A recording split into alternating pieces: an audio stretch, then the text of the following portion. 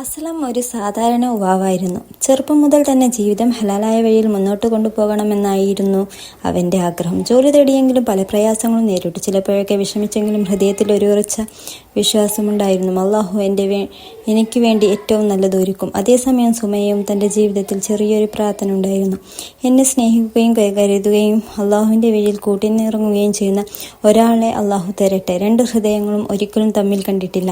പക്ഷേ അള്ളാഹുവിൻ്റെ വിചിത്രം തന്നെ. ഒരു ബന്ധുവിലൂടെ അവർ തമ്മിൽ പരിചയപ്പെട്ടു. ആദ്യമായി കേൾക്കുമ്പോൾ തന്നെ ഇരുവരുടെയും ഹൃദയത്തിൽ സമാധാനം നിറഞ്ഞു. കാരണം അവർ ഇരുവരും പ്രണയം തേടിയിരുന്നില്ല, മറിച്ച് വിശ്വാസത്തിന്റെ പങ്കാളിയെ തേടിയിരുന്നു. വിവാഹ ദിവസമെത്തി. അസ്ലമിന്റെ ഹൃദയം ആവേശത്താൽ നിറഞ്ഞു. സുമയ്യയുടെ കണ്ണുകളിൽ സങ്കോചത്തിന്റെ തെളിച്ചം. കുതുബയിൽ ഉസ്താദ് പറഞ്ഞ വാക്കുകൾ അവർ ഇരുവരെയും അള്ളാഹുവിൻ്റെ വഴിയിൽ എടുത്ത വലിയൊരു വാഗ്ദാനമാണ്. അസ്ലം മനസ്സിൽ പറഞ്ഞു, സുമയ്യ, ഞാൻ നിന്നെ കരുതും.